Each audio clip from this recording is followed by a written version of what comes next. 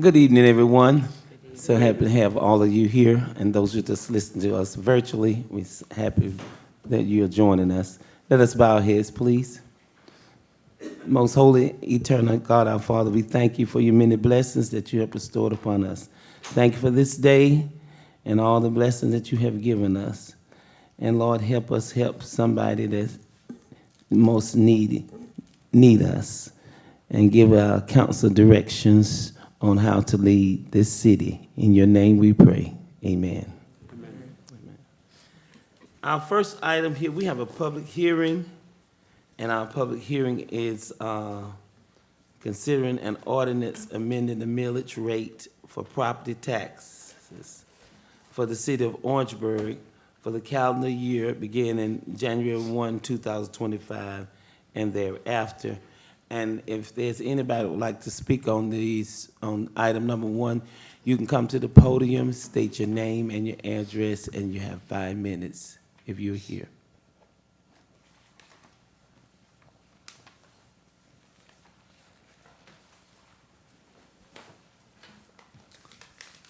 If not, we're going to go to the next item, item number 2 for public hearing. Consideration of an ordinance to approve a change to zoning district map from O1 Office Institutional Residential District to B1 General Business District for properties located at 1090 St. Matthews Road, 1080 St. Matthews Road, 1070 St. Matthews Road, also known as tax map number 0173 0505 001 000 0173 0505 015 000 and 0173 0505 016000. Is there anybody here that would like to speak publicly concerning item number 2? If so, come and state your name and your address. And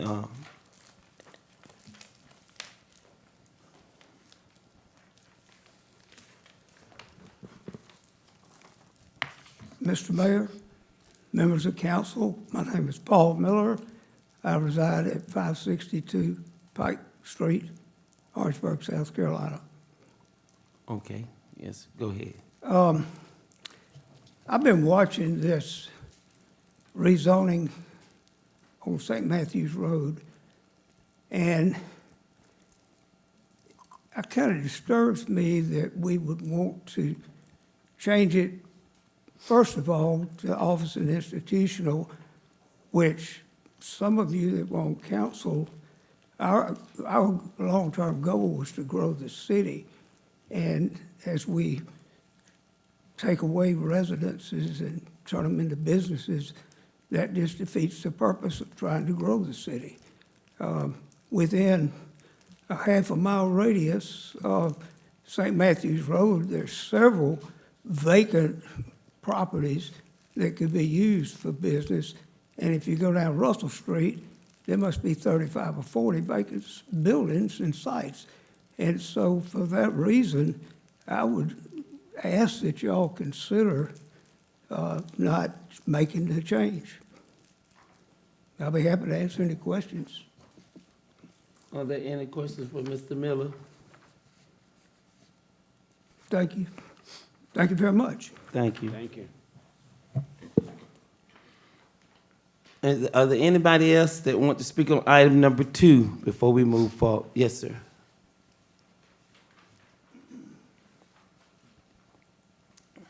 Brandy Schuler. I think y'all know me. I've spoke to y'all many times before. My wife owns a piece of the property that we're trying to get rezoned. I understand the mayor's thoughts. Yes, we want to grow the city. All we've asked, with all the work we've done through the last 10, 12 years of getting things done with the buffers and everything else, and our covenants and restrictions changed, the only thing we've asked is to be treated fairly. I think the council has done that. They've looked at it. We want to be treated just like the ones on Chestnut. That's right down St. Matthews Road. There's no difference on that end to our end. We're basically got commercial all in front of us, behind us, and we just like to be treated fairly, and I appreciate everything y'all doing. And if you would consider us to go forward with this is what we're asking. And I appreciate everything you've done. Thank you. Thank you. Are there any questions for me? Mr. Chu? All right, thank you. Do we have anybody else that want to speak on this matter? Yes.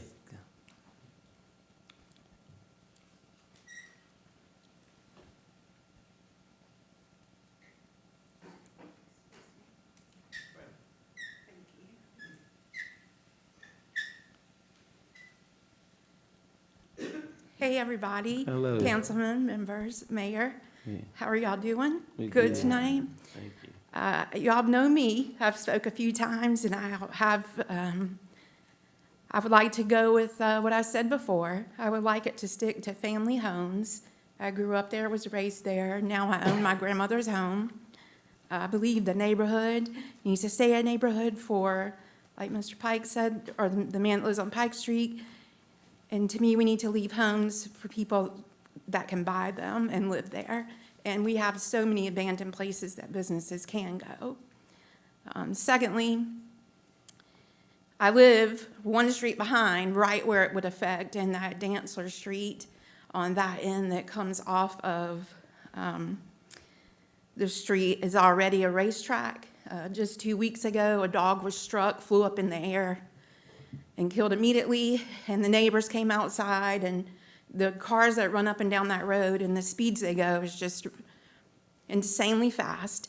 And there's children that live on that street and play, and mine is one, and I have neighbors, they spoke with you before too, as their children play out there.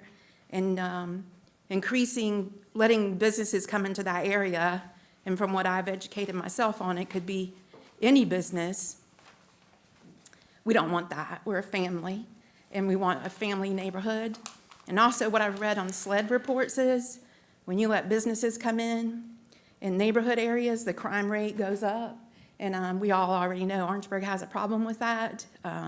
So does everybody nowadays, I guess. But you already have a problem with the crime rate in that area. And I think just adding on any business that could be approved underneath what you want to approve would be terrible for the neighborhood and for the families that live there. Not all of us can afford the brand-new homes in Orangeburg that are $300,000 plus. So I appreciate your consideration and everything I've said before, and I came out today to speak my piece on it. I didn't want to let it go without speaking with you guys today. So thank you for your time.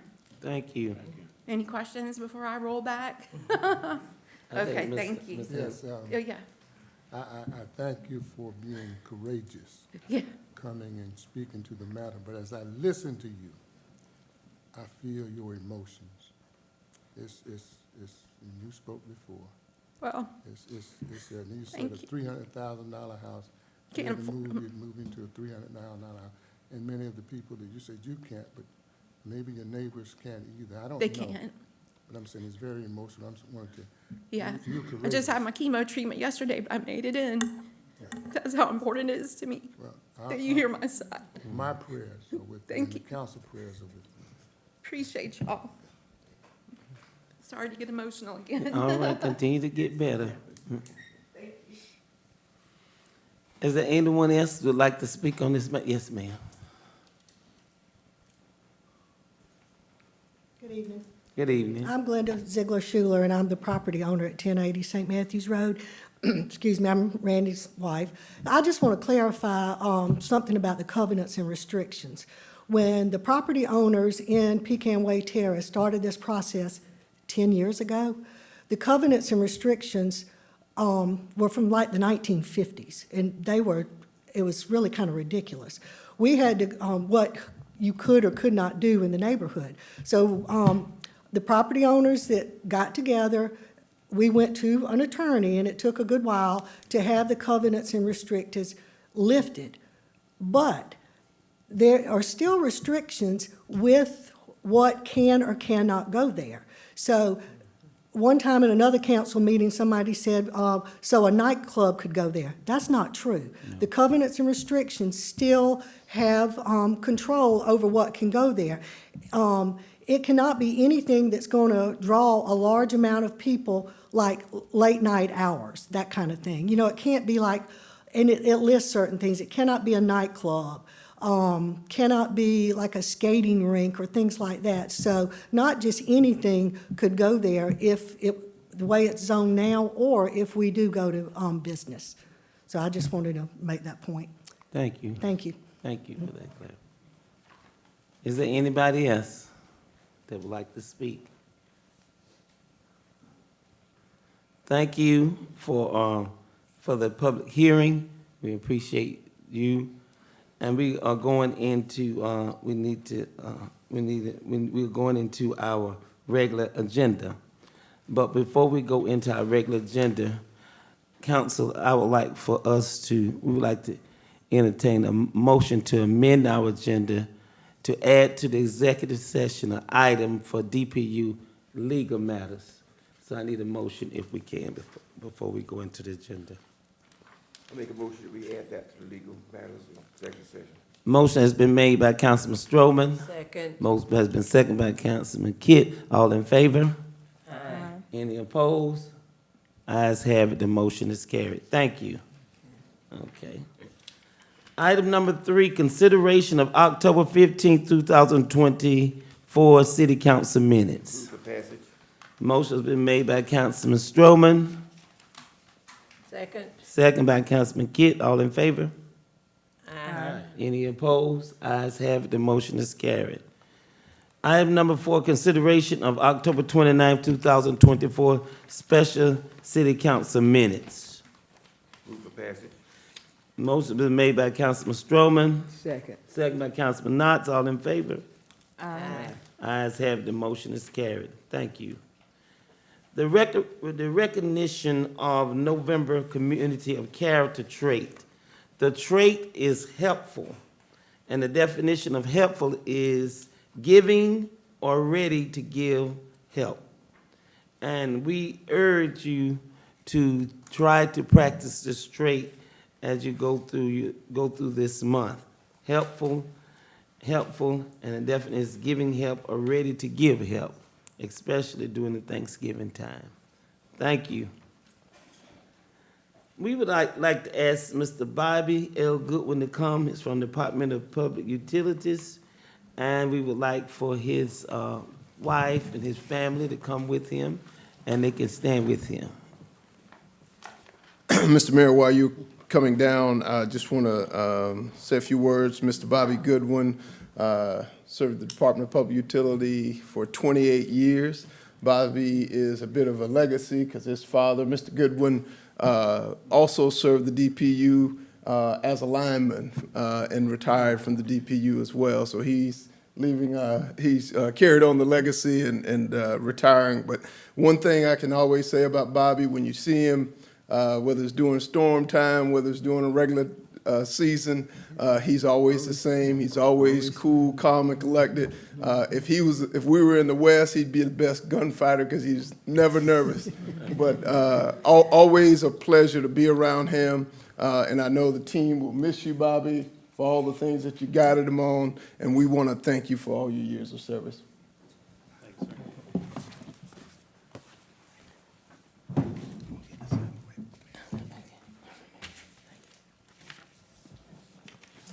Bobby, we want to present this resolution to you. It says, Bobby L. Goodwin, faithful, served Department of Public Utilities of the City of Orangeburg for 28 years and 5 days with a retirement date of November the 1st, 2024.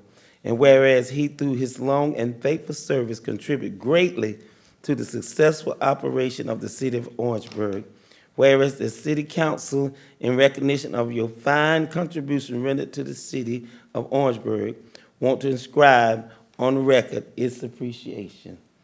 And now therefore be it resolved that the mayor and members of council and in the city assembled do officially recognize the faithful service rendered to the City of Orangeburg in the capacity in which he has served, and we take pride in commending you of a job well done. And be it further resolved that a copy of this resolution in appreciation for his devotion and duty to the city of Orangeburg be placed in the minute book of the city in recognition of your service, passed by City Council of the City of Orangeburg, State of South Carolina, this 19th day of November.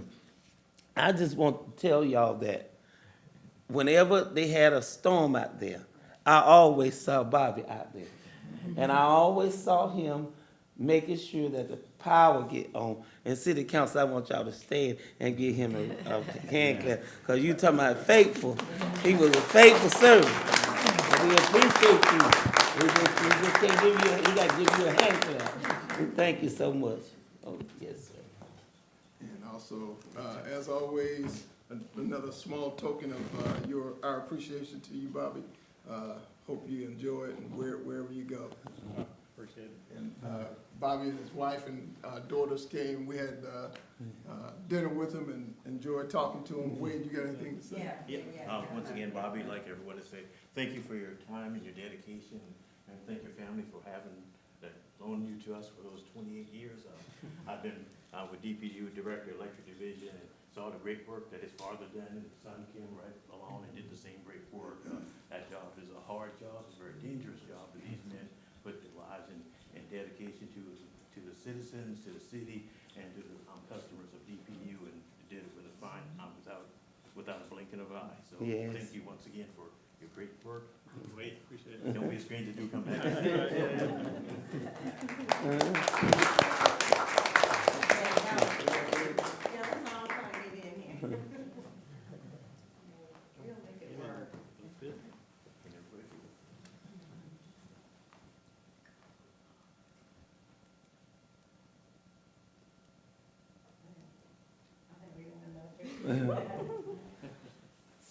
So Bobby, would you like to have something to say? I would. You go ahead, sir. Thank you, Mr. Mayor. Yes, sir. And City Council. I've had the pleasure of talking with a few of y'all a good bit, you know. Also want to thank DPU, Warren, Wade, Candy too. Candy does a lot for the electric division too, by the way. Thank you for looking out for me and my family for 28 years.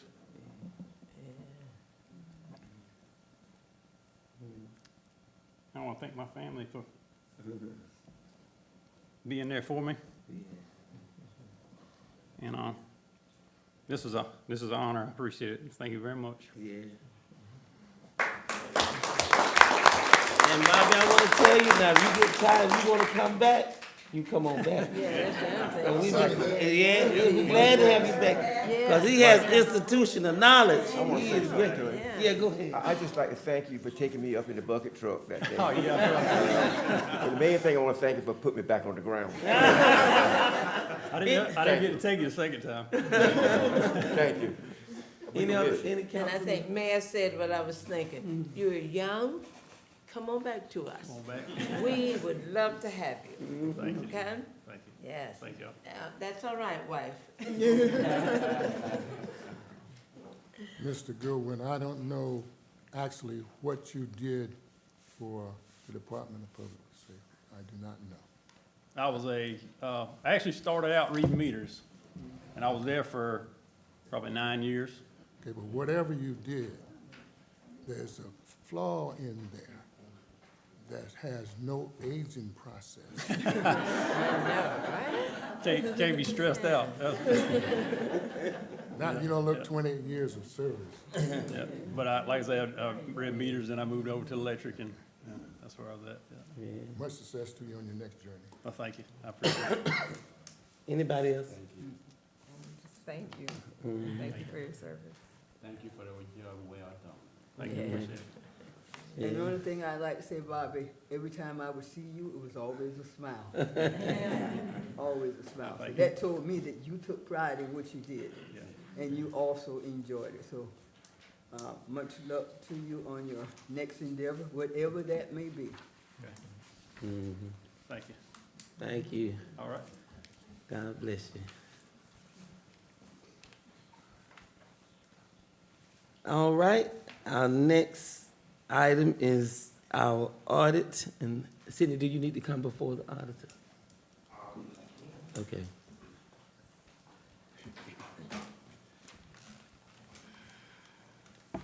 Good afternoon, Mayor and Council. Good afternoon. We have Mr. Grant Davis with Malden and Jenkins CPAs and advisors to give you an overview of the city's audit. And I'll ask Mr. Davis to come forward and present, if that's okay with you all. Yeah.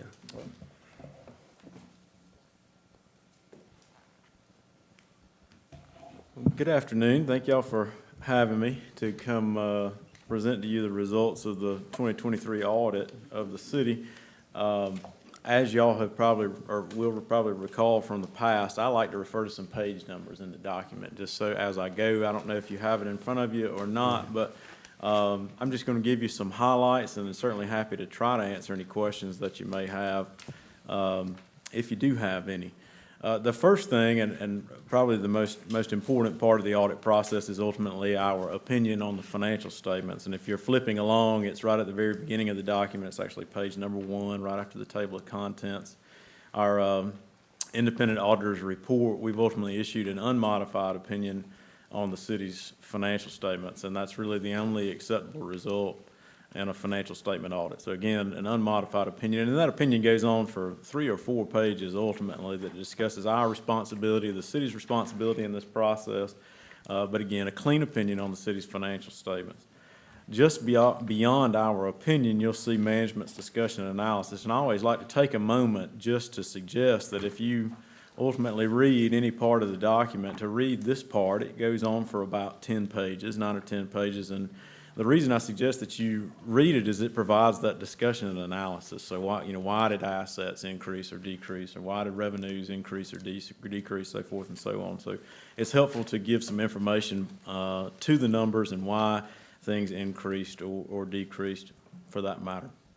Just beyond that begins the financial statements themselves. And again, at a high level, not to get too down in the weeds here, but at a high level, page 14 is what's called the statement of net position. So this is for all the funds and activities of the city as a whole, broken up into 2 different types of categories. And just a couple things to note here: cash and investments of the city, about $60 million at the end of September 2023.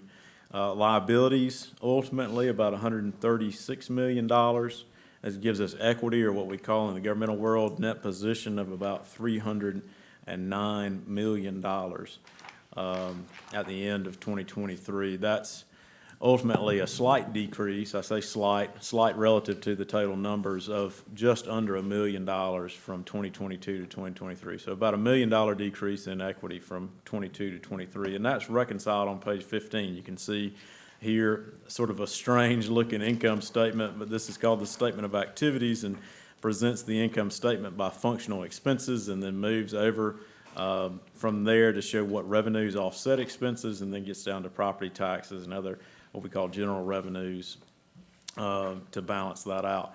Page 16, you'll see the balance sheet of some specific types of funds. The general fund's typically the fund that is of the most interest for any kind of analysis or discussion. The general fund ended the fiscal year at about $4.7 million in cash and investments. Liabilities of about $2.8 million. This ultimately gives us what we call fund balance of about $3.4 million at the end of 23.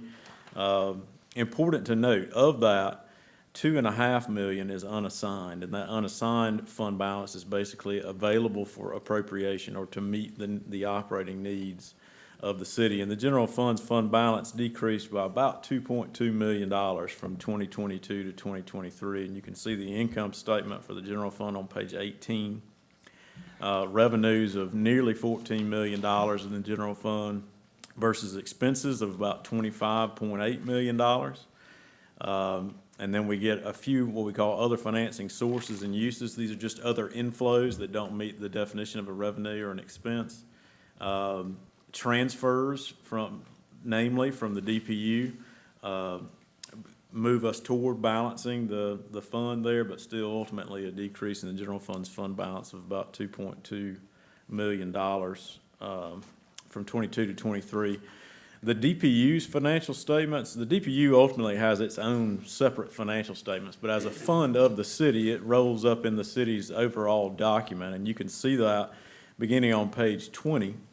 The city has two what we call enterprise funds or business-type funds, and one's the airport, which is very small relative to the size of the DPU, but you can see the DPU as well on page 20 there. It had net position or equity of about $290 million at the end of fiscal year 23. Page 21 is its income statement. Increase in net position for the DPU about $4.8 million.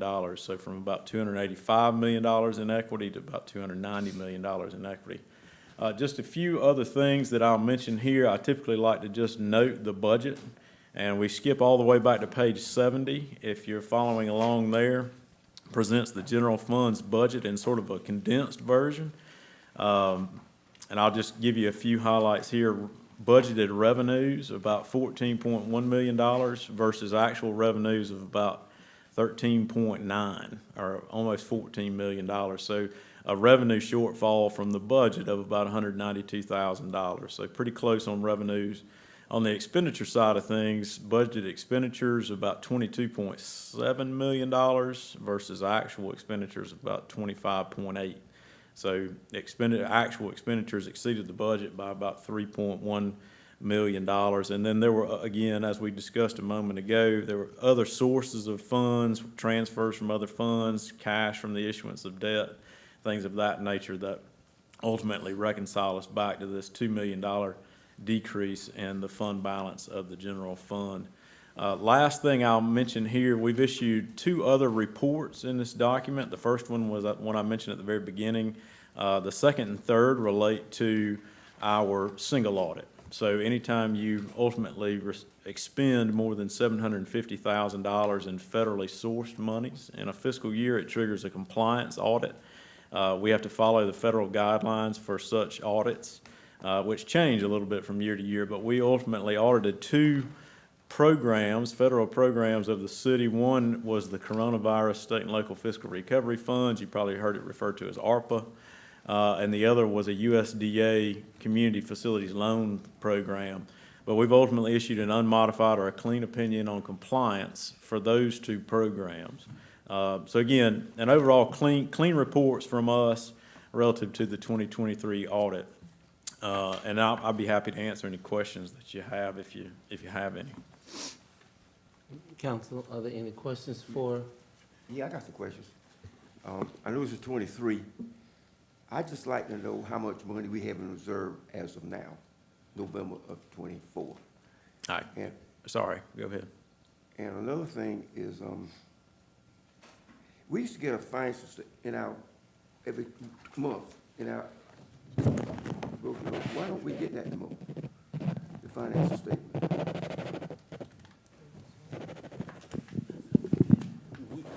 We'll make sure that we get that. Of course, we've had some turnover, but we'll get back to that. Well, you know, I represent a good many people, a couple thousand people in my district, and they always ask me, where are we in with our money? And I'd just like to know how much money we have in reserve. I can't tell you as of today. Can you get it for me? Sir? Can you get it for me? Yes, sir, I imagine we can get it, yeah. I appreciate it. Yeah.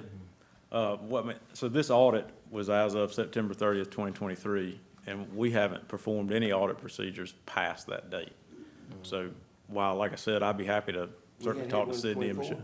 Sir? We're not doing one for 24? Not yet, hadn't started yet. Mr. Stroman, the people that work for the city can get you that. Yeah, he's the auditor. You have your city administrator, he can get you what we need. Mr. Nixon can get you what you need. But he just audits what we put in. Typically, the timeline for audits has been, the city obviously has a September year end for the months that immediately follow that year end. So for the months, really where we are right now in the calendar, the city's historically been working on what we call closing out their fiscal year. So there's a lot of transactions that happened after the September 30th date that have to be accrued back. This is where you get into all this accrual basis of accounting of receivables and payables and all this kind of stuff. We call it, it's 12 months in a year, we call it period 13. So there's a lot of activity that happens in this period 13 that is going on now. And that's the case for both the city's general fund and for the DPU and all of its activities. And what we have done is, in order for the city to have enough time to do all of that accounting, we've begun our audit process in January each year. So we'll begin the September 30, 2024 audit in January of 2025. Dr. Kalu, you Yes. was next. No, you got, No, go ahead. now, not a question, but I just want to thank the participation in the city and DPU for the cooperation given during the time. We've had turnovers and what have you, and we can understand why some things are not where they should be. But we want to thank those two for really preparing and putting everything together for you for the time being. We thank you so much. Yes. Yes, ma'am. I would just echo that. It's been, I know it was really a collaborative effort between right. the staff at the DPU and the staff at the city to try to come together and, Yes. maybe pick up the pieces isn't the right word, but something kind of like that, to get all this done. So certainly appreciate all their help and assistance. Yeah. Thank you for the audit. And I went through your audit, for us, those in the financial area also. And you did a very thorough job. For one thing, you did a good job. And I was looking at your recommendations. First of all, the findings, with the separate agency we had last time, which was not provided because I had a hard time trying to get information. Some of the questions that I asked him when he does his presentation wasn't forthcoming, and so I knew, something was wrong in that circle. But also your second recommendation in terms of, I know Josh and the other lady from DPU, they did a very fantastic job in trying to get everything together for us. And but the recommendation in terms of what thinking is to not allow have an open box of Pandora, but to have a system where we have a thorough evaluation of our finances. Maybe that will also help him out in trying to know where we are, so as to be able to reach out to his constituencies. But the fact is that we need to, based on this recommendation, which I'm along with that too, to make that department a very consistent and strong area, because it's the heart of the city. Whatever we do, we are accountable with the finances or resources that is given to the council to spread, the work for the city. And so I follow up on that, your second recommendation, that we need to I'm of the opinion to combine that department, because we have strong individuals in that area that can handle the amount of documentation or presentation. He's talking about finances not being given the report, but I know that we receive report monthly. So that recommendation in the second part also, in terms of making that department strong, I also go along with that. So thank you for the job that you did, and it was well balanced. I know you cannot, there's no toxic area that I can say, but it's something that really, happened that we need to put our foot down and make sure that we follow up the principles of accounting, in that area. Thank you. Yes, sir. Thank you. Thank you. Any more questions or comments? Ms. Greaves, you have one? No, It's not. no, thank you, it was very clear. We thank you for giving us a thorough audit, and the recommendations that you made, we will take that and do our best to keep moving. Thank you. Thank you, sir.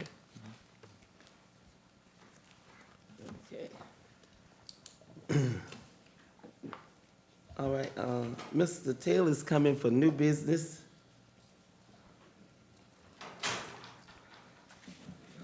Good evening, Mr. Mayor, members of Good council. evening. Good evening. Through Administrator Everin. Before you, you have a recommendation from the Accommodation Tax Committee for a lead agency. We had a meeting to recommend a lead agency for this fiscal year, which would be the Chamber of Commerce. And I'll be happy to answer any questions that you may have. Okay, the lead, any questions on recommending that the council, the Chambers of Commerce become the lead agency for the accommodates tax? If not, we need to have a motion. Mayor and council, I move the adoption of the committee recommendation that the Orangeburg County Chamber of Commerce be designated as the lead agency for the city of Orangeburg. Motion has been made by Councilman Kidd. Second. Second by Councilman Kalu. All in favor? Aye. Any opposed? Ayes have it, the motion is carried. Thank you, Mr. Taylor. Item number 8, wanna come?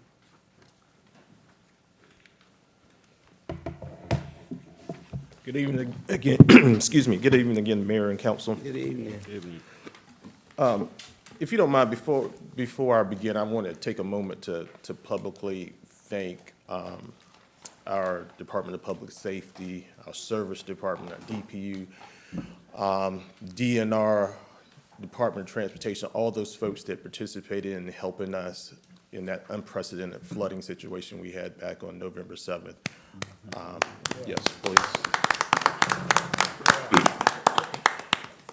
Our folks literally put their lives on the line to rescue and save our citizens and members of our community. Of course, our prayers and thoughts go out to those folks who did lose lives and property. But again, I just wanted to publicly thank all of our first responders for their efforts.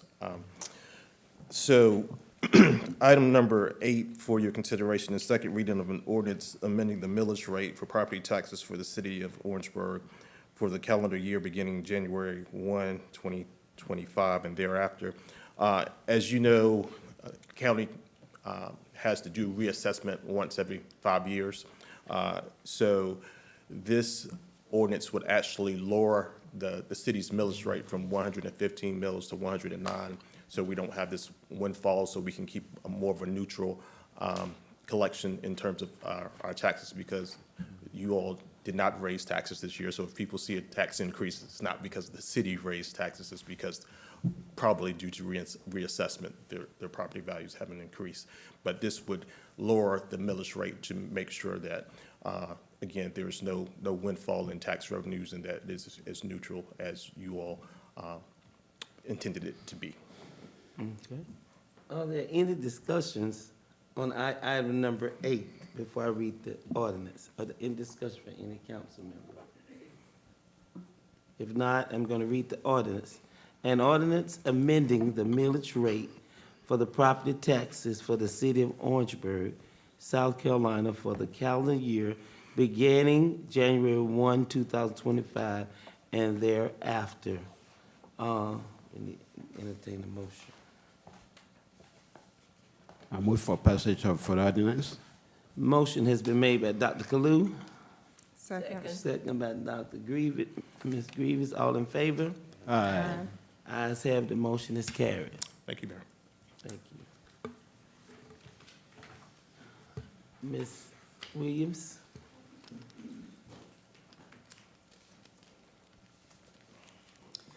Good evening, Mayor and Council.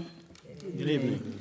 I stand before you to present the second reading of the ordinance to approve the zoning district map change from OI, Office Institutional Residential District, to B1 General Business District for properties located at St. Matthews Road.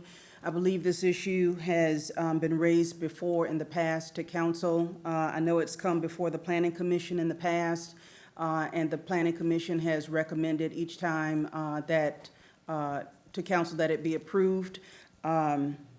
Last year, when it was raised to council, I believe it was tabled, and then it became back on the agenda for council last month with the first reading. So tonight, we have the second reading and also the public hearing. Okay. I want to make a statement. After carefully studying this with the attorney, with the people here and finding out really what would happen there, I see clearly what we need to do if the majority agree with it. Because we have voted on other areas, and this is no different from how we have voted before. We will control what goes there. And we will not put anything there that will hurt those people, hurt that neighborhood. And I studied it. We had put it off, because we were just passing along, going along with what people said. But when we studied and got down into the meat of it, we even made visits out there. We went out, we visited, and we visited, and visited, and visited, and visited. And we saw, and then a lot of those neighbors out there, they're not concerned with that. They're not concerned with it, with that. And I assure you that we wouldn't put anything out there that will, such as a club, or a service station, or something that's gonna disrupt those people, because that's not what we do. But we have to do our due diligence in studying whatever situation come before us. And we have studied, and we have got legal advice, and we have went down into, I call it ordinance. It might be something that's in all that the neighborhood have out there, and how that neighborhood was set up originally. It wasn't set up right, because it was set up designed to keep certain people out from living out there. So that wasn't right. And we wanted to, we just looked into it carefully. And I'm just saying we want to be fair all around the board. Can I say something? Yes, sir. I don't agree with some things you said.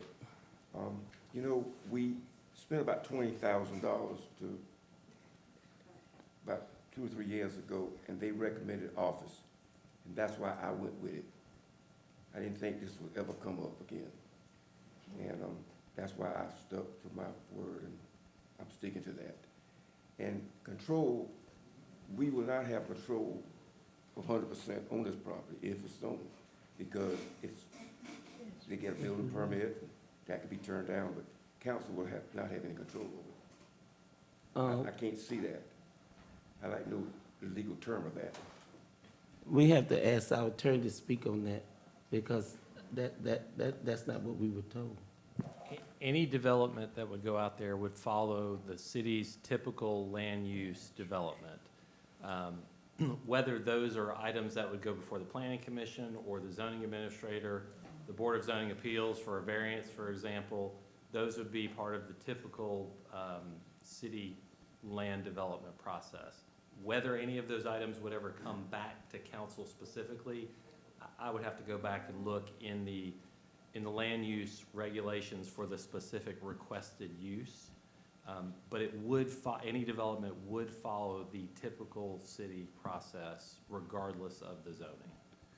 So whether the property is rezoned tonight or not, any development on a piece of property has to go through the city's typical development process. When you go to a building, it's code, you get a permit. You get a permit. And that's. And if it fits in the permit, it goes. I mean, I've been through this before with my property. I understand. It's whatever the requested use would be in the zoning district, that process, whatever that typical approval process would be, it would look the same. Previous question. No, previous question.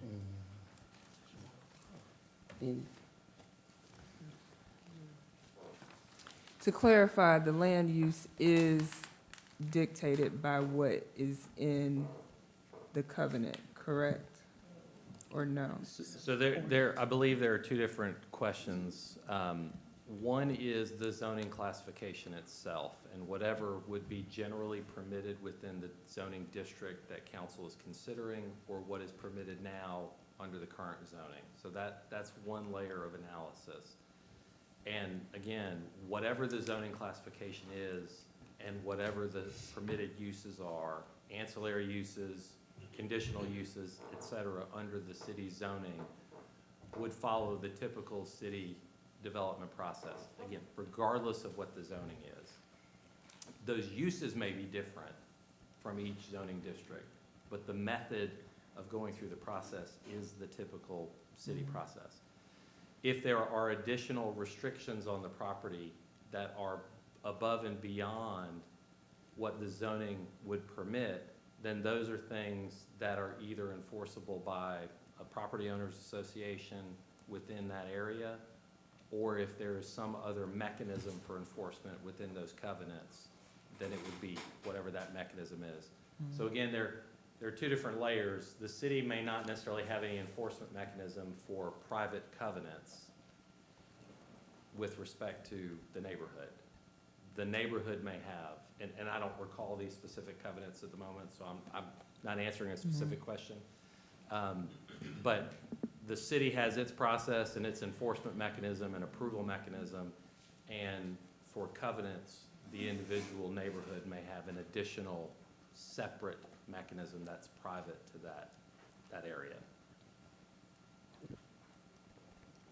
Did that answer your question? It did, thank you. Okay. Any more questions before we read that? Yeah, let me clarify something or ask a question. If you go to Columbia, 5 Point area, you have a lot of businesses there and residential areas. If you go to Columbia also on Main Street, that's a business area. You also have residential area within that geographical entity. If you go to Charleston, especially on Meeting Street, you have businesses and residential areas within that entity. If you go to Greenville, where you have the governor's school along that area, especially the Main Street, you have businesses and also residential areas. So my point, or question or clarification, what is the difference of expanding within the area we're talking about to approve it? Because we already have businesses within the entity. So what is the problem of allowing those buildings to be used as a business? What is the negative effect? Because even the new subdivision in Charleston area, the next one that is being developed, you have a lot of businesses, and within that business entity, you have residentials that are being developed within, the circle. Because I've been to all these places. So what is the problem of trying to advance, move forward instead of moving backward? Somebody can clarify me on that. I think that it is it's a council decision. I know the city wants to expand. I know the city is looking to not only bring residences, people to build within the city or to live within the city, but also to have businesses within the city. But ultimately, it is a council decision. The control as far as the way you want to grow is controlled by you, so. Yeah, because I'm just asking within, the council members, those for and those against, if you're against it, what is the problem of allowing those buildings to be used as a business, Well, we're gonna, any more comments or questions from anybody? Okay. We're gonna read the ordinance.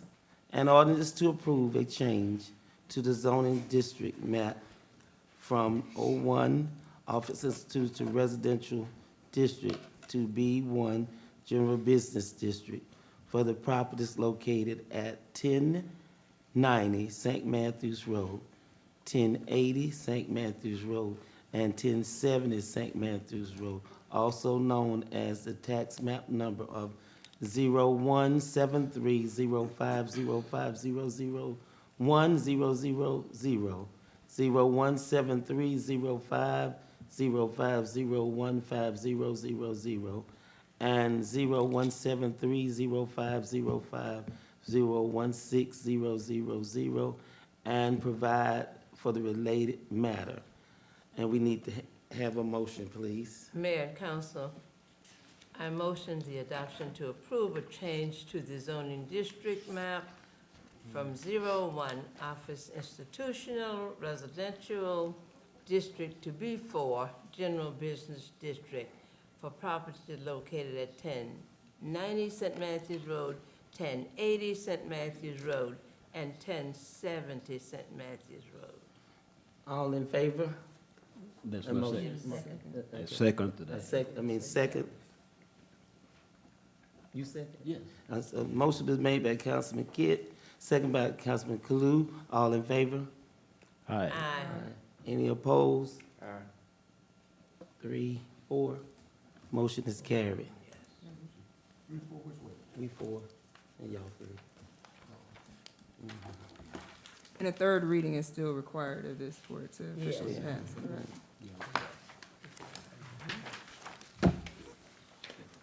Okay, are there any matters pertaining to the Department of Public Utilities?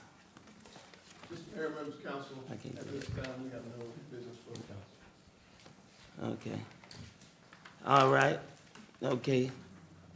Executive session, we have discussion of negotiation incidents to propose contraction arrangements of the receipt of legal advice where legal advice relates to pending, threatening, and potential claims of other matters covered by the attorney-client privilege, settlement of legal claims. For the position of the public agency in other adversary situation involving assertion against the agency or claim of South Carolina Code Section 34-70A-2. Sale of property option contract, Hillcrest lease, and Orangeburg County Chamber of Commerce. I would like to entertain a motion to go. DPU. Oh, I'm sorry. Okay. DPU, I didn't write that on my thing. Okay, thank you. DPU legal matters. Okay. I make a motion to Thank go you. in second session. Motion been made by Councilman Stroman, second by Councilman Kalu. All in favor? Aye. Ayes have it, the motion's carried. Good night and thank you for coming, and I don't think we'll be coming back. Will we be coming back? No. We don't know yet. No. Okay. Thank you.